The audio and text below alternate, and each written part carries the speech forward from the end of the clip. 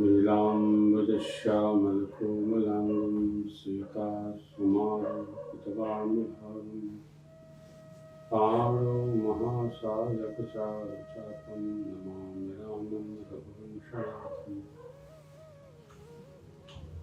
गङ्गातरङ्गरमणीयजटाकलापं गौरीनिरन्तरविभूषितवां भागं नारायणप्रियमनङ्गमदापहारं नारायणसेतुपतिं भजविश्वनाथं अतुलितबलधामं स्वर्णशैलावदेहं दनुजवपुषाणं ज्ञानिनामकृष्णं सकलगुणनिधानं वानराणां भीषं रघुपतिप्रियभक्तं वातजातं नमामि रघुपतिवरदूतं वातजातं नमामि। श्रीराम जय राम जय जय राम, श्रीराम जय राम जय जय राम, श्रीराम जय राम जय जय राम, श्रीराम जय राम जय जय राम, श्रीराम जय राम जय जय राम, जय जय राम जय जय। बोलिए राजा रामचंद्र भगवान की जय, श्री गौरी शंकर भगवान की जय, श्री अंजनानंद वर्धन सरकार की जय हो। कवि कुलचूड़ामणि पूज्यपाद गोस्वामी तुलसीदास जी महाराज की जय हो। श्यामचरितमानस भगवान की जय हो। श्री सद्गुरु स्वामी की जय हो। जय जय श्री सीताराम। नमः पार्वती पतये हर हर महादेव। परिपूर्णतम परमात्मा अकारण करुणा वाले भगवान श्री सीताराम जी के श्री चरणों में साष्टांग बोध भावन भगवान शिव, माँ भगवती, श्री हनुमान जी महाराज गोस्वामी जी के चरणों में वंदन। स्नेही स्वजन सुधीर श्रोता भाई बहन, हमारे भगवत भाव में अभिसिंचित अनुरक्त आसक्त सभी भागवत प्रेमी जन, परमात्मा के लाडले, आज हम पुनः 9वें सत्र में कुछ प्रश्न श्रृंखला के साथ संवाद का आदान प्रदान करेंगे। कानपुर से चलकर दिल्ली सूक्ष्म आयोजन के लिए आने के कारण से थोड़ा विलंब हुआ, फिर भी आप सब लोग संचार माध्यमों से जुड़े रहते हैं, देर के लिए क्षमा और जुड़ने के लिए साधुवाद। आइए प्रश्न श्रृंखला को गति देते हैं। भैया महाराज श्री, आज का प्रथम प्रश्न है भाग्यनगर हैदराबाद से अविनाश पांडे जी का। पूज्य श्री, व्यक्ति के जीवन में सुख कब तक अवतरित नहीं हो सकता? जब तक जीवन में संतोष न आ जाए। जीवन में जब संतोष आ जाता है तो मनुष्य के जीवन में सुख उपस्थित हो जाता है। संतोष बिना कामनाओं का नाश नहीं होता। बिन संतोष के काम न साही, कामय छत सुख सपने होना। जिसकी अनंत अनंत कामनाएं हैं वो अनंत अनंत दुखी रहेगा, और जो जितने में है अपनी शक्ति, मैंने तीसरे दिन की संवाद श्रृंखला में निवेदन किया था, अपनी कैपेसिटी कितनी है, करने की कैपेबिलिटी कितनी है, धारिता की स्थिति क्या है, जिसको इसका बोध हो गया वो अपनी शक्ति से समन्वित सामग्री, व्यवहार, जगत का सामान, घर द्वार, मकान, व्यापार खड़ा करके फिर आनंद में उपस्थित हो जाता है। जिसको यही नहीं काउंट है कि हम कितना करेंगे, कितना हमारी क्षमता है, कहाँ तक हमको गति करना है, वो सर्व काल आपसे जब मिलेगा सिर खुजलाते, जमाई लेते, तनाव में। सुख वस्तुगत नहीं है, मनगत है। अपने राम जी ने किसी कथा में निवेदन किया था, सुख का संबंध मित्रों केवल हमारी मनस्थिति से है, परिस्थिति से जन्य नहीं है। सुख परिस्थिति जन्य नहीं है, सुख मनस्थिति जन्य है।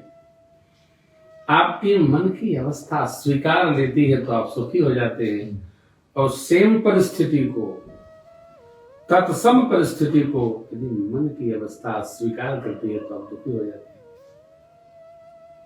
कानपुर से हम लोग निकले यहाँ के लिए, आपने देखा वातावरण कितना गंभीर होगा।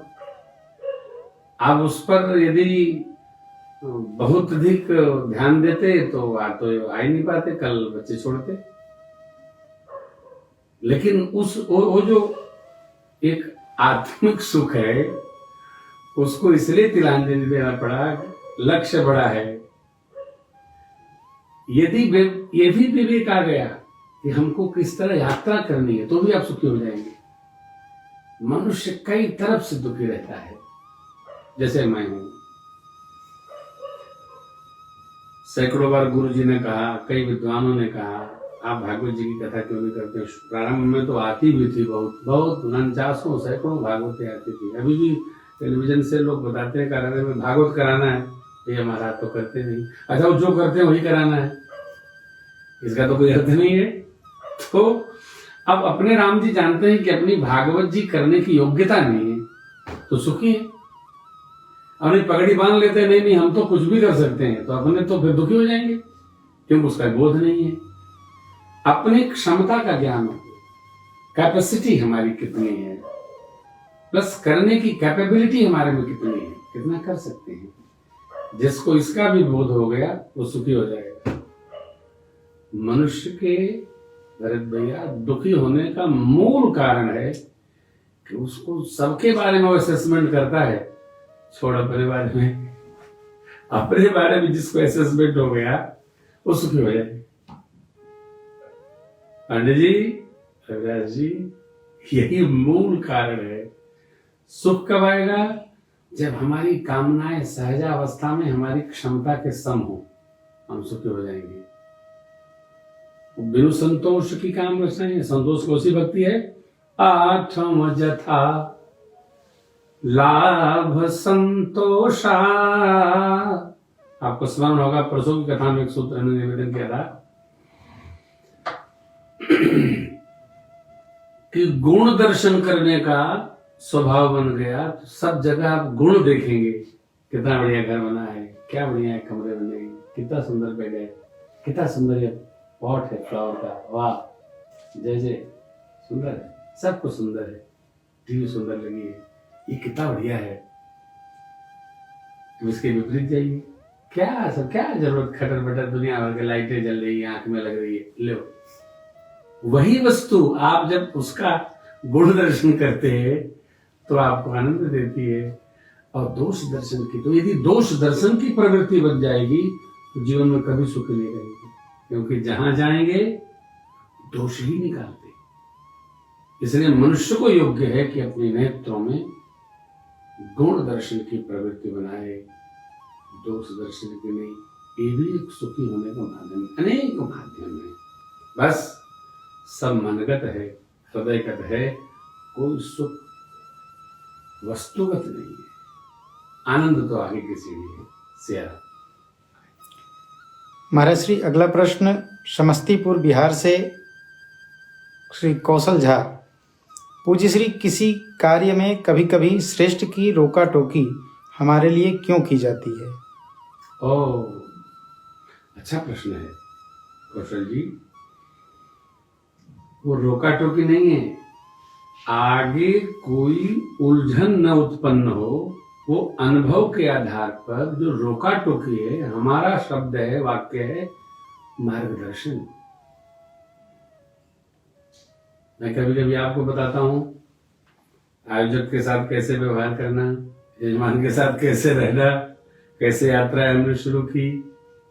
कई बार कथाओं में लोग बुला तो लेते हैं, लेकिन वो ना आदर तो छोड़िए समादर भी नहीं करते हैं। कथा पूरी हो गई, अपने पता चला ससुराल चले गए। सतना में कथा कर रहा था, जिसके यहाँ रुका था वो गायब हो गया 9वें दिन।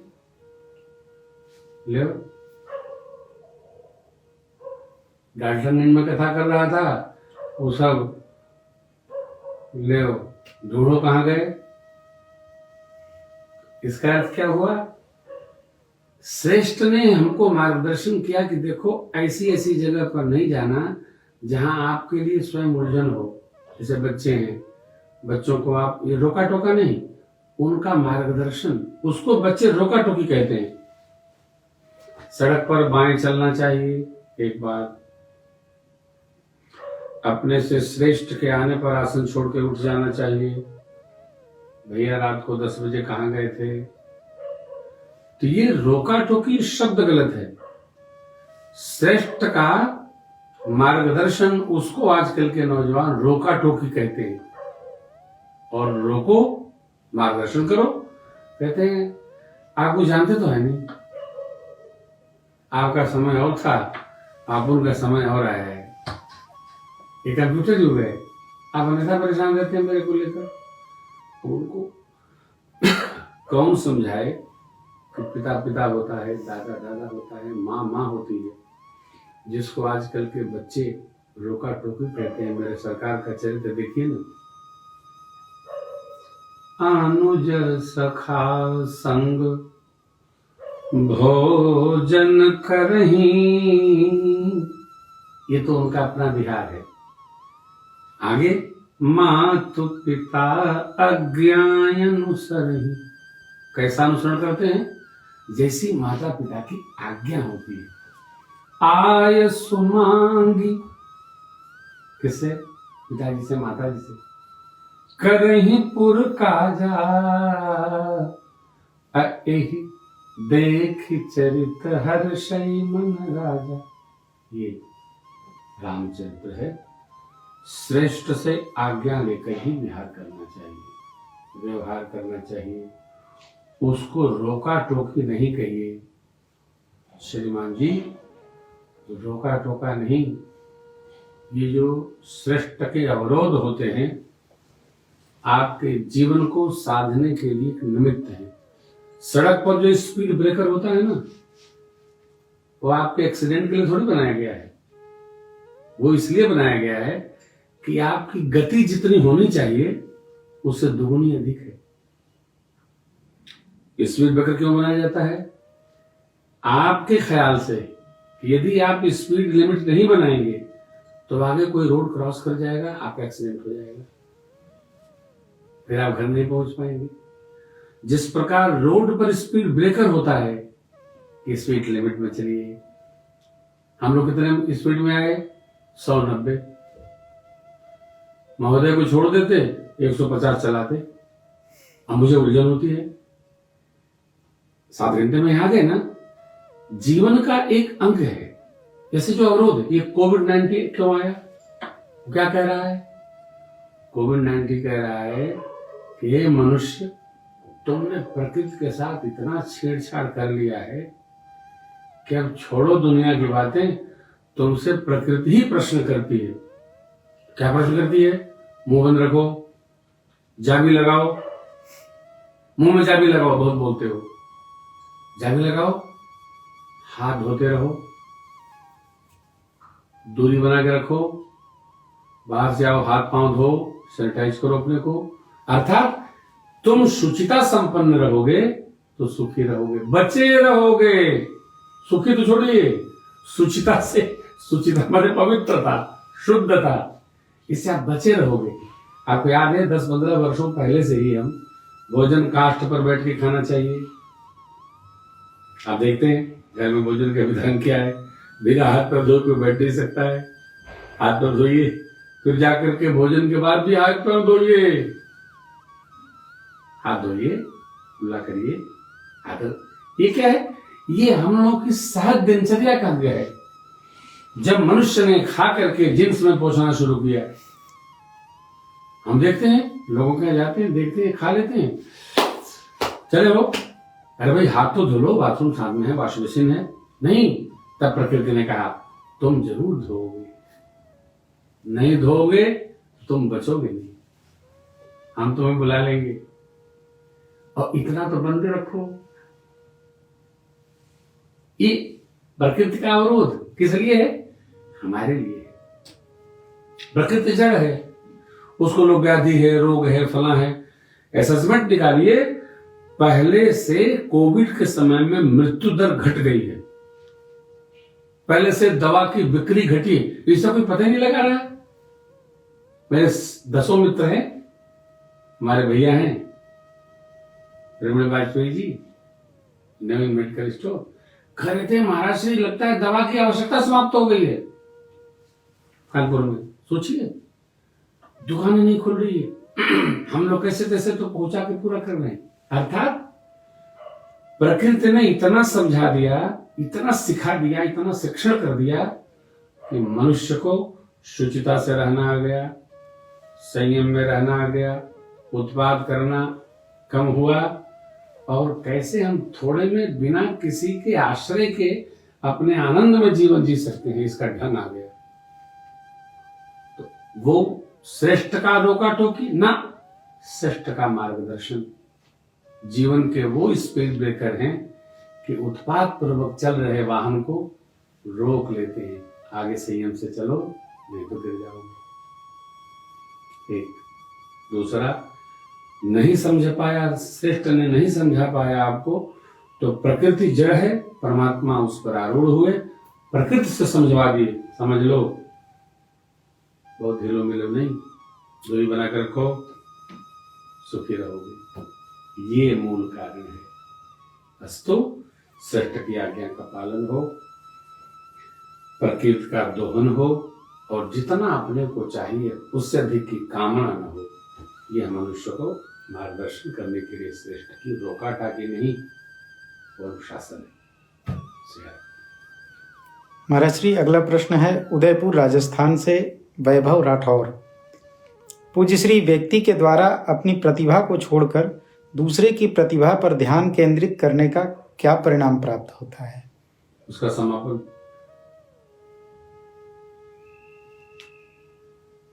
अपनी प्रतिभा छोड़कर दूसरे की प्रतिभा पर जो ध्यान देता है, तो उसकी तो इसको मिलेगी नहीं, उसकी जो असलियत है वो रहेगी नहीं। जैसे आपको दुनिया भर की चीजों का ज्ञान है, ये राजेश जी, भरत बाबू हमारे बड़े श्रेष्ठतम पाक शास्त्री हैं, 14 कर्मचारी लगा दीजिए, कह के उससे कुछ भी बनवा लेंगे। सभी पुराणों भ्राताश्री के हमारे कृपा पात्र रहे, भ्रातस्मृति कुशल से लक्ष्मण शरण जी महाराज के बड़े लाडले थे, छोटे थे तो हम आते जाते थे भैया के पास, और भैया के अलावा किसी में मेरी श्रद्धा नहीं होती थी। भैया हमारे दिव्य लोक के महापुरुष, सदग्रंथों का बोध है, काम भर को आयुर्वेद का भी बोध है, और ये जो मशीन चल रही है इसके भी ये ज्ञाता है, हमको तो कुछ आते ही जाता नहीं। तो अब आपको प्रकृति ने जो दिया है, आपको भी इसका बोध नहीं है कि भरत शरण को क्या क्या आता है।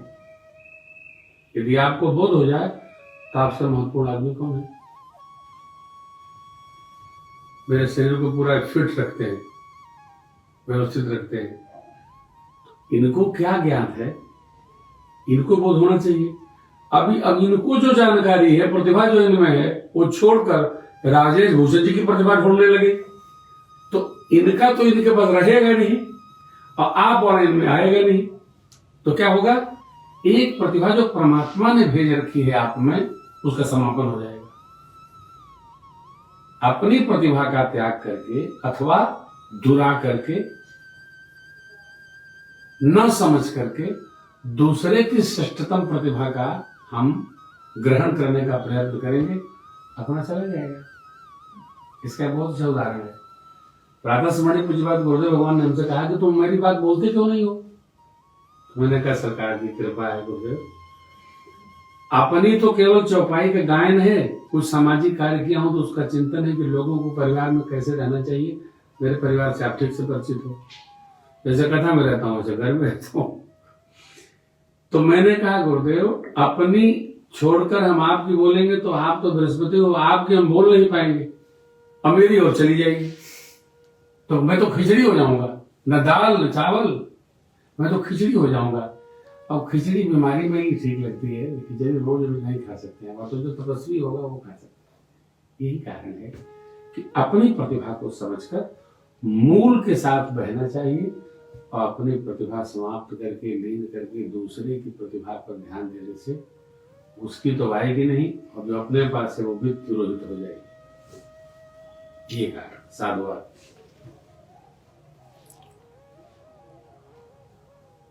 महाराज श्री, अगला प्रश्न शोभा शर्मा जी का है। पूज्य श्री, गृहस्थ जीवन में रहकर भी ब्रह्मचर्य का पालन कैसे हो सकता है? असंभव। केवल 5% लोग कर सकते हैं। मनुस्मृति कहती है, साहब आपने पढ़ा है, गृहस्थ में रहकर ब्रह्मचर्य का पालन वही कर सकता है जिस पर भगवान की अतिशय करुणा है, अतिशय कृपा है। मासिक धर्म के 5 दिन पहले और 10 दिन बाद तक स्त्री के साथ आप संयोग नहीं कर सकते। एक ब्रह्मचर्य। ब्रह्मचर्य का मतलब केवल सेक्स नहीं है। दूसरा, अपने ऐन्द्रिक साधन करके अपने मन को, नेत्र को, मन तो विशेष इंद्रिय योग दर्शन के अनुसार, नेत्रों को, कर्णपुटों को, रसनेन्द्रिय जिह्वा को, त्वक को संयम पूर्वक रखते हुए भगवान का भजन, नौकरी, चाकरी, व्यापार में अनुरक्त रहना चाहिए। क्या सामान्यतया ये संभव है? आप गृहस्थ हैं, बताइए। मैं प्रेम भूषण कहता हूं, मेरे बस का नहीं। गृहस्थ में भी रहकर पूर्ण ब्रह्मचर्य का पालन करना मैं नहीं कर सकता था, इसलिए मैं उपदेश नहीं करता। जो मैं जी नहीं पाता हूं वो मैं उपदेश नहीं कर सकता। हाँ, राघव जी की कृपा है, जितना अधिकतम संयम बरत सकते हैं उतना बरतते हैं और बरतना चाहिए। दूसरे को मैं नहीं कर रहा हूं, जो कर रहा है उसके श्री चरणों में मेरा बंधन है, ये माथा उसके पांव में है मेरा। जो कर रहा है वो अनुकरणीय है, साक्षात भगवत तुल्य है, उसको हमारा बारंबार प्रणाम है। आप जानते हो ना, 8 प्रकार के मैथुन की चर्चा है। अरे गृहस्थ को तो छोड़िए, डैश डैश की चिंता करिए। कौन कहां खड़ा है, कुछ कहने की आवश्यकता है? कोई खेल में है, कोई रेल में है, कोई जेल में है, कुछ कहने की बात है? ये प्रवचन देना सरल है। कामनाओं का त्याग करना चाहिए, संसार में आसक्त नहीं होना चाहिए। जो ये प्रवचन दे रहे हैं उनके साथ 12 घंटा रह के देखिए वो कितने आसक्त से मुक्त हो। प्रश्नकर्ता से मेरी प्रार्थना है, जितना संयम कर सकते हो करो। ये कलिकाल है, यही कलिकाल कठिन उर्गारी, सकल जीव जग दीन दुखारी। अरे एक व्याधि बस नर मरहि, एक असाधि बहु व्याधि। क्या? आँखिया, कनवा, जिह्वा, नकिया, एक असाधि बहु व्याधि। संतहि सीधहि जीव कहूं, सो की लहि समा। एक व्याधि बहुत है हो, रात बीत कब मेरे को बिगड़ गए, 15 दिन से चल रहा है, ये असाधि बहु है, ये कई बड़ी चाहिए पड़ी है। भाव कहने का ये है, ब्रह्मचर्य की परिभाषा का थोड़ा विस्तार करें, आप उसको समझें। और गृहस्थ में रहकर जो ब्रह्मचर्य का पालन करता है उसके पांव में मैं अपना सिर रखता हूं। मेरा गृहस्थ में रहकर बहुत कठोर अनुभव है, ये सामान्य नहीं है साहब, एकदम सामान्य नहीं है, एकदम संभव नहीं है। विरक्त में रह करके जो कर रहा है वो वंदनीय है, अभिनंदनीय है, अनुकरणीय है, पूजनीय है, सर्वोच्च है। गृहस्थ की तो बातें तो हम गृहस्थ में रहते हैं, तुम तो सब जानते हैं। श्री सीताराम महाराज की जय। अगला प्रश्न। महाराज, अगला प्रश्न है जौनपुर उत्तर प्रदेश से मनीष रॉय। पूज्य श्री, आजकल माता पिता द्वारा बच्चों को सदैव परीक्षा में अच्छे अंक प्राप्ति के लिए दबाव बनाया जाता है, इस पर आप क्या कहना चाहेंगे? गलत है। दबाव बनाने से कोई बच्चा उठ के पानी तो पिलाने जाए तो नंबर क्या लाएगा? ये केवल बच्चों को क्रश करना है। जो माता पिता स्वयं कुछ नहीं कर पाते हैं वो ज्यादा दबाव बनाए रहते हैं। एक पिताजी अपने बच्चों को कह रहे थे, महाराष्ट्र में दिन रात लगा हूं कि ये मेरा बच्चा टॉप करेगा, इंटरमीडिएट में आईआईटी में पास होगा और इंजीनियर बनाएंगे इसको। तो मैंने कहा भैया आप बधाई के पात्र हो बेटा, आप पिताजी के भाव से सहमत हो? नहीं, मैं तो डॉक्टर बनना चाहता हूँ, आयुर्वेद का। देखा श्रीमान जी, तो बच्चा तो आपका डॉक्टर बनना चाहता है और आप उसको इंजीनियर बनाना चाहते हैं। अरे कैसे बन जाएगा? मैंने पैदा किया है। अब मैंने पैदा किया, इस अज्ञानता के लिए क्या कहेंगे? कोई किसी को पैदा वैदा नहीं करता है और न कोई किसी को डॉक्टर बनाता है न इंजीनियर बनाता है। श्रीमान जी, परमात्मा को जो जिसको बनाना होता है वही बनाते हैं। जीव कुछ बनाता नहीं है। अन्यथा प्रश्न है, जो भी प्रश्न किए भैया उनको बहुत बहुत साधुवाद है।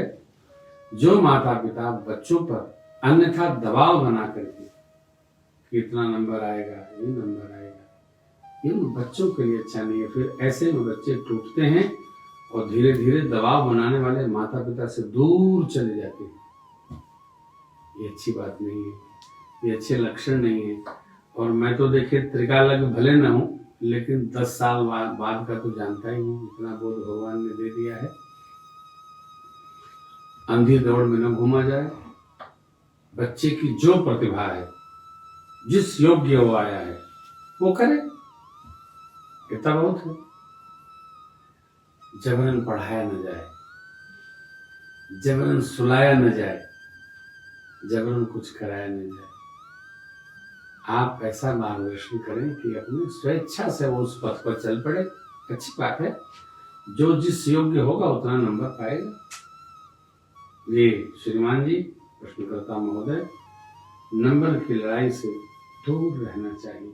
बच्चों के मन को, स्वास्थ्य को, व्यवहार को देखते हुए थोड़ा मार्गदर्शन करना चाहिए, बाढ़ घेर के चलना चाहिए, परंतु प्रतिभा को प्रतिभा रहने दिया जाए। उसके साथ उलझन पैदा न करें। ये न उसके लिए ठीक है, न माता पिता के लिए ठीक है। जय श्री राम। महाराज श्री, अगला प्रश्न हमारे पास मुंबई महाराष्ट्र से वरिष्ठ पत्रकार श्री दिनेश सिंह जी का है। पूछना चाहते हैं, पूज्य श्री, व्यासपीठ से सदैव आपका एक सुंदर संदेश श्रोताओं के लिए दिया जाता है कि जीवन के सारे धार्मिक अनुष्ठान और भजन परिवार से प्रारंभ होने चाहिए। इसका मूल भाव क्या है? जैसे मैं राम कथा वाचक हूँ, दिनेश जी ऐसे जहरीले प्रश्न करते हैं, उनको आनंद आता है। मैं कथाकार हूँ, तो जो मैं बोल रहा हूँ, मैं बेसिकली लिखते हैं ना प्रवक्ता। प्र माने विशेष, वक्ता माने बोलने वाला। कुछ विशेष बोले उसको प्रवक्ता कहते हैं। सामान्य से जो थोड़ा श्रेष्ठ बोले वो प्रवक्ता है। आप भी प्रवक्ता है, हम भी प्रवक्ता है। आप पुराण प्रवक्ता है, हम मानस प्रवक्ता है। तो जो कुछ भी कहा जाए, यदि वो अनुभूति की कसौटी पर कसकर के कहा जाएगा, तभी सुनने वाले को उसका प्रभाव आएगा।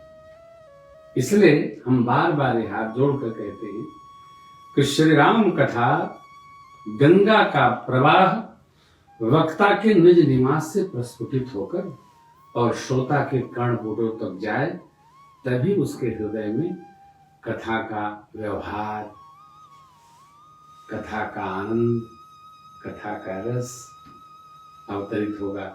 जो मेरी ही जीवन की प्रयोगशाला में नहीं उतर रहा है, वो हम दूसरे की प्रयोगशाला में उतारने का प्रयास करें तो हम गणरिया का गीत गा रहे हैं, उसका कोई अर्थ नहीं है। गा रहे हैं, समझ भी नहीं पा रहे हैं। जैसे आजकल के गाने हैं, आप देखते हैं, मैं मार्ग में आपसे कह रहा था कि भैया आने वाले 5 वर्षों बाद ये आजकल के जो गाना गाने वाले बच्चे हैं, न इनका कोई नाम लेवा होगा, न इनके गानों कोई पूछेगा, फिर वही पुराने गाने आएंगे। हम बने तुम बने, तुम ही मेरे मंदिर, तुम ही मेरी पूजा, तुम ही देवता हो, तुम ही देवता। जो हृदय को स्पंदित करे, मन में प्रेम का संचार करे, ये संगीत, ये गायन, ये जीवन जब जीवन में अवतरित होगा भैया, तब वो व्यासपीठ से निस्सृत होगा, बहेगा, प्रवाहमान होगा, प्रस्फुटित होगा, और जहां तक वो जाएगा वहां तक रससिक्त कर देगा। अभी आप जहां आके बैठे शोभा जी, हमारी बड़ी पुरानी श्रोता है, बता रहे थे, बड़ी पुरानी श्रोता है। एक मेरी माँ है राजश्री, रायपुर से, ओफो, वर्ष में एक बार मिलने आती है। आपकी माँ को बेटी मानती है, ऐसे बुलाती है, आती है, हमको गुरु मानती है। उनको शोभा कहाँ हो, मेरे लोटा में पानी भर दो। लोटा, थाली, सिंदूर, ओ माता जी के लिए सब सामान लाएंगी, गहने, चूड़ी, अंगूठी, पायल, बिछुआ, साड़ी, सलूका, साल सब लेके आएंगी वो। और जय बार आती है, तय बार हमको कह भी आती है रायपुर, मैं जा नहीं पाता हूँ। वो इतनी रससिक्त हैं राम कथा में, क्या कहें आपको, ऐसे ऐसे मिल जाते हैं। ये क्यों है? आप तो जानते हो मैं घर में बनावट में जीता नहीं, जो है सो है, जैसा है वैसे ही है। अलबेला बैठे बैठे जब आप इस भाव में कि हम जो कह रहे हैं वो हमारे जीवन में उतरे, अवतरित हो, हमारे घर परिवार उसी में डूबा रहे, रस में, तब वो व्यासपीठ से दिया गया संदेश श्रोता के हृदय में अवतरित होकर परमात्मा के भाव का स्मरण करेगा, चित्त में उतरेगी भावना और भक्ति बढ़ेगी, परिवार पूरा परमात्मा के श्री चरणों की ओर अग्रसर हो जाएगा। अपने यहाँ जल भी बिना भोग के कोई नहीं पाता। मैंने घड़ी देख के पूजन का समय नहीं रखा, नहीं 8 बजे तो करना ही पड़ेगा। ना नहीं भैया, हम कई दिन कराएंगे, आप 8 बजे करो, आप 10 बजे करो। नियम क्या है कि भोग बनेगा रसोई में तो सरकार के पास जाएगा। आप चाय पियोगे तो लाला पिएगा, तभी आप पियोगे। पूछना भी नहीं पड़ता है कि भोग लगे नहीं लगा। जो लाएगा वो ठाकुर को खिला के ही हमारे पास लाएगा। हम नहीं रहेंगे तब भी दिनचर्या वही है, सेवा करना है। नियम क्या है? भगवान की सेवा करना है। आप रात को पढ़ते होते हो तक तो आप देर से सेवा करो। सेवा की शर्त है, घड़ी की शर्त नहीं है। घड़ी से रख दोगे बच्चे सेवा नहीं करेंगे, तो 2 बजे तक पढ़ेगा, 4 बजे उठ के पूजा कैसे करेगा? तो बच्चा कहेगा बाबा हॉस्टल चले जाए। अब बच्चा हॉस्टल क्या, पापा आप मम्मी हॉस्पिटल। ये नहीं, गृहस्थ में रहकर पूरे परिवार में जिस प्रकार का वातावरण चल रहा है उसमें माधुर्य कैसे बना रहेगा, आहार विहार व्यवहार की शुद्धता पूर्वक ये जीवन जीना है। जिएंगे वही कहेंगे, व्यासपीठ से आपके निश्रित होगा, सुनेगा वो भी आनंद में, आप भी। वो पद है ना, वो जिसको जीवन में मिला सत्संग है उससे हर घड़ी आनंद ही आनंद है। जिसका जीवन सच्चाई पे ढल गया, अरे उसके पापों का पर्वत भी गल गया। उससे रोम रोम बस गोविंद है, उससे हर घड़ी आनंद है। हर रंग में आनंद में रसित रहिए, घर में रहिए, और लोगों से राम कथा में कहिए, घड़ी भी रुक जाएगी, पता नहीं चलेगा, आप उसी आनंद में डूबते उतराते रहिए। आप घर पर कई दिन से हैं, पता चला? हम लोग बाप बेटा महीनों से घर पे हैं, कुछ पता नहीं चलता है। जय जय सीताराम। न दिन का पता न रात का पता, बस ये होता है कि चलो भाई सब हो गया, पूजा पाठ हो गया, कुछ खाओ बढ़ो, शाम को तो लोगों सत्संग कर रहा है। ये ऐसा जीवन होना चाहिए, निकलता चला जाए। ये संदेश आदरणीय दिनेश जी, आपको बहुत बहुत साधुवाद। आपका प्रश्न तो मेरे लिए मार्गदर्शन के बराबर है। आपको बहुत बहुत हृदय से मेरा प्यार है, आशीर्वाद है। आपकी जो श्रृंखला है उसके लिए बहुत बहुत साधुवाद है, बधाई है। आपका यह प्रश्न ये सभी कथाकारों के लिए संदेश है कि हम सब लोग पहले जीवन की कसौटी में कस लें, फिर लोगों को कसने को कहें, तब लोग कसेंगे। ठीक है? Any more question? Maharaj Shri अगला प्रश्न मुरादाबाद उत्तर प्रदेश से सुमित शुक्ला, एक सामान्य पत्रकार। पूज्य श्री, आजकल टीवी चैनलों पर संतत्व क्यों ढूंढा जा रहा है? यह स्थिति समाज को क्या परिणाम देगी? ईश्वर भैया शुक्ल जी, हम कोई टिप्पणी नहीं करेंगे, कल बवाल हो जाएगा। जिसको जहां ढूंढना है ढूंढे। No comment by me. Prem Bhushan will not be any comment. कोई नहीं, कुछ नहीं कहेंगे। जो जहां ढूंढना है ढूंढे, करे, बस एक काम न करे, हम अथवा आप XYZ। भगवान ने जिसको जो मार्ग पकड़ा दिया है वो उसी पर चले। प्रभु आयसु जेहि कह जस आही, सोते ही भांति रहे सुख लही। जिसको जो काम पकड़ा दिए वो वही करे। आजकल हम लोग कथा छोड़कर बहुत सारा काम करते हैं, इसका कोई परिणाम नहीं आएगा। इसका परिणाम दुख आएगा, केवल दुख। संतत तो कोई कहीं तलाश रहा है, कहीं तलाश रहा है, और ठीक है, अंधा धुन दरबार है, बढ़िया है, अच्छी बात है। लेकिन भगवान तो जानते हैं कि कौन संत है, कौन बसंत है, कौन संत है, कौन साधु है, कौन विरक्त है। तो भगवान को छोड़िए, नो कमेंट। नारायण। महाराज श्री अगला प्रश्न फाजिल्का पंजाब से सुमित अग्गी जी का है। पूज्य श्री, शक्तिशाली राष्ट्र निर्माण के लिए आप नवयुवकों को क्या संदेश देना चाहेंगे? राष्ट्र की धारा से जुड़े।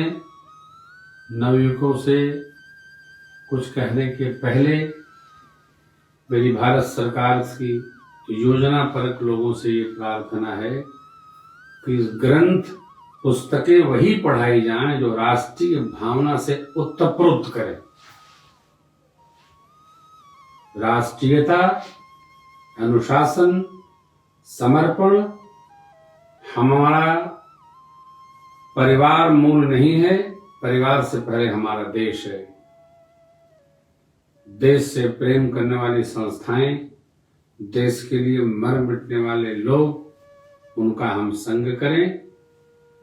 युवान भाई बहन केवल मौज में न जिए, अपना कर्तव्य समझकर राष्ट्र के कल्याण के लिए, राष्ट्र के ऐश्वर्यशाली होने के लिए थोड़ा समय दान करें, थोड़ा धन दान करें, थोड़ा मन दान करें। जो पढ़ने में तेज हैं, जो छोटे बच्चे नहीं पढ़ पाए, उनको थोड़ा 1 घंटा पढ़ाई दें। जो सक्षम लोग हैं, थोड़ा दान पुण्य फैलाई दें। नौजवान भाई बहन सरकार की ओर मुख न करके अपनी क्षमता योग्यता की ओर मुख करते हुए और अपना सब कुछ करने के साथ राष्ट्र देव की आराधना में हम करें राष्ट्रीय आराधना। तन से, मन से, धन से, तन मन धन जीवन से हम करें राष्ट्र आराधन। हम औरों को छोड़िए, प्रेम भोजन। मैं युवान था, युवान हूँ। यदि मैं अपने जीवन से 10%, 2% समय का, मन का, धन का राष्ट्र देव के श्री चरण में समर्पित करते हैं तो हमारा सद्भाग्य बढ़ेगा और देश का गौरव बढ़ेगा। इसी प्रकार सभी जवान भाई बहनों को रचना बनाकर राष्ट्र की सेवा में सब भांति मनसा वाचा कर्मणा समर्पित होकर परम श्रद्धेय चंद्रशेखर आजाद, शहीद आजम भगत सिंह जी, बटुकेश्वर दत्त, श्री राम प्रसाद जी बिस्मिल, अनेकानेक मीर अब्दुल हमीद, कितने महापुरुषों ने अपनी आहुति राष्ट्रदेव की यज्ञ पूर्णाहुति में समर्पित कर दी। सुभाष वाले, श्रद्धेय सावरकर जी, जिन महापुरुषों ने सब कुछ न्यौछावर कर दिया, उनसे प्रेरणा लेते हुए हम भारत माता की संतान हैं। माता पिता के प्रति जैसे कर्तव्य है, उसी प्रकार राष्ट्र जननी के प्रति हमारा कर्तव्य है। यह विचार करते हुए हम नौजवान भाई बहन देश के लिए कुछ कर सकने में सक्षम हो। मेरी सभी जवान भाई बहनों से यही प्रार्थना है, यही कामना है। हमसे कुछ करा रहे हैं, आप भी कुछ करिए, बस इतना है। महाराज श्री, अगला प्रश्न है कहलगांव बिहार से जितेंद्र मिश्रा जी का। पूछना चाहते हैं, पूज्य श्री, स्वघर में रहकर भी बेटियां मायके के प्रति क्यों चिंतित रहती हैं? चिंतित नहीं रहती हैं, ये प्रश्न ही गलत है। देखो, प्रश्न करता लोग कुछ भी प्रश्न कर देते हैं। बेटियां चिंतित नहीं रहती हैं। आप 25 साल तक आप मैंने कोई व्यक्ति, आप स्वयं, हम जहां पले बढ़े हैं तो वहां से लगाव तो सहज रहता है ना। अब हम कानपुर से 10 बार योजना बनाए, बंबई शिफ्ट हो जाए, अयोध्या शिफ्ट हो जाए, दिल्ली आ जाए, सब जगह सारी व्यवस्था थी, लेकिन लगाव इतना कानपुर से मैं बीएससी करने आया था, बीएससी किया, एमए किया, पढ़ाया, संघ जीवन में रहा और सारे हमारे संबंध रिलेशन। तो जब हम कानपुर नहीं छोड़ पा रहे हैं तो बेटियां मायका कैसे छोड़ देंगी दिमाग से? स्वाभाविक प्रक्रिया है। अब आज मनुष्य की एक समस्या है, आदमी ये तो चाहता है कि हमारी बेटी ससुराल जाए तो हमारा भी ख्याल करती रहे, लेकिन वो ये कदापि नहीं चाहता है कि हमारी बहू अपने माँ बाप का ख्याल करे। ये कैसे संभव है? How it is possible? बेटियां जितना पितृपक्ष का समादर करती हैं, आदर करती हैं, जितनी आहुति करती हैं, उसमें से थोड़ा सा अपने मातृपक्ष का भी कर देती हैं, थोड़ा सा मायके पक्ष का भी कर देती है। वहां भाई कमजोर है, भाभी कमजोर है, अथवा दोनों को कुछ आवश्यकता है तो बहन इधर भी संभालती है, थोड़ा अपने से बचा के मन को, तन को, धन को उधर भी समर्पित कर देती है। अरे भाई, तुम्हारे माता पिता की सेवा करती है, वो जो जन्मदात्री माता पिता भगवान है उनकी भी सेवा करती है, ऐसा नहीं। इसलिए तो देखिए, मिथिलापति क्या कहते हैं,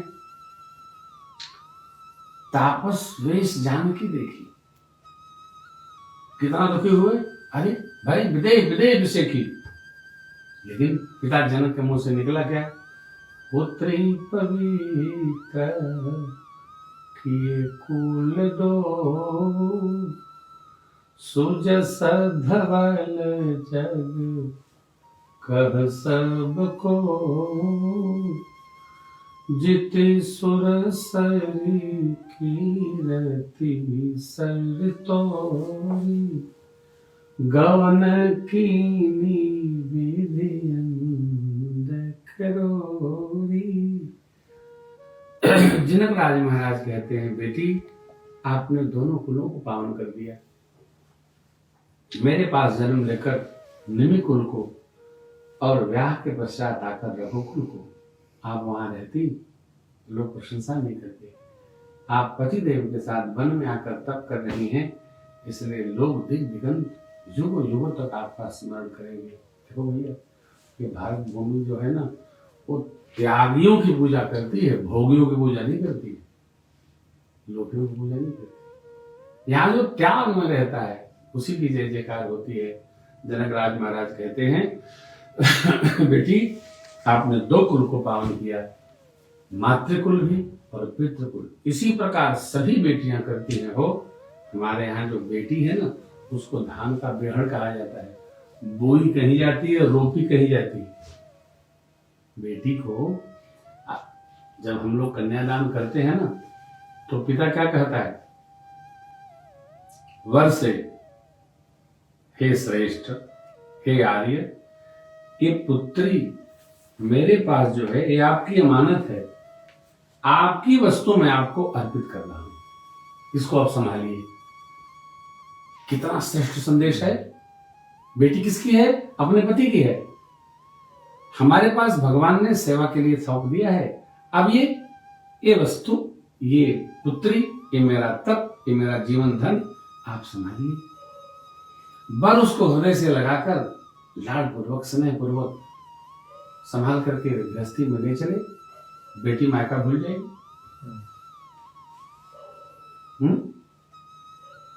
जब वर के घर में उसको उससे भी दिव्य वातावरण मिलेगा, तो मनुष्य तो भाई कहीं कहीं हम लोग जब जाते हैं कथा करने, तो घर जैसा वातावरण बन जाता है। वहां आते हैं तो अपने में आंसू निकलता है, जिनके यहाँ रुकते हैं उनको भी आंसू निकलता है। तो बेटियां इसलिए मायके का स्मरण करती रहती हैं कि हम लोग जहाँ उनका ब्याह होता है, ना स्वभाव से सज्जन दुष्ट होते हैं, कि वो मायके से निकल नहीं पाती, बेचारी उसी पीड़ा में रह जाती है। ये तब होगा। श्रीमान जी, किसका प्रश्न है? उनको साधुवाद है। बेटियां दोनों कुल को पवित्र करती हैं, और ये हमारी संस्कृति जो है ना, मातृ संस्कृति है। हम लोग केवल यही योजना बनाते रहते हैं कि स्त्री को क्या करना चाहिए, स्त्री को संयम पूर्वक रहना चाहिए, और हम लोगों को असंयम पूर्वक रहना चाहिए। सारा उपदेश जो है शास्त्रों में भी माताओं के लिए दिया गया है, पुरुष के लिए कोई अनुशासन ऐसा नहीं है। इधर भी बताने क्योंकि वक्ता भी पुरुष है। बेटी दो कुलों को पालन करती है। उन परिवारों में बेटी अपने मायकों को भूल जाती है जिन परिवारों में ब्याह के बाद उससे मायके से भी 10 गुना अधिक प्रेम प्राप्त होता है। जहाँ प्रेम मिलता है वहां सिंह भी सब भूल जाता है, सांप भूल जाता है, बिच्छू भी भूल जाता है, विष वाले भी अमृत दृष्टि करने लगते हैं। इसलिए बेटियों को मेरा वंदन है, प्रणाम है, प्रश्नकर्ता का अभिनंदन है, साधुवाद है।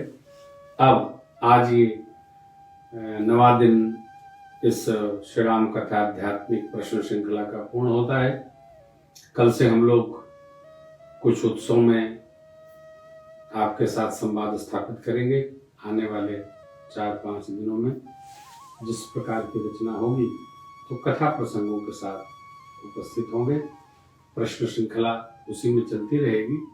आप लोग अपने प्रश्नों को हमारे ऑफिस के फेसबुक पेज पर छोड़ें, और जैसे ही अवसर मिला हमारी टीम उसको हमको बताएगी, हम उसका परिमार्जन करेंगे। एक बार पुनः सावधान करता हूँ, कोई राजनीतिक प्रश्न न करें, किसी साधु संत कथावाचक महात्मा के बारे में हमसे प्रश्न न करें। आप बनते समारोह वापे, प्रेम भूषण जी सुनते कांपे, आप उनसे पूछो जिसकी समस्या है। मेरे से आप मेरे व्यक्तिगत जीवन के बारे में नहीं, भगवान की राम कथा के बारे में और अपने जीवन के बारे में प्रश्न कर सकते हैं।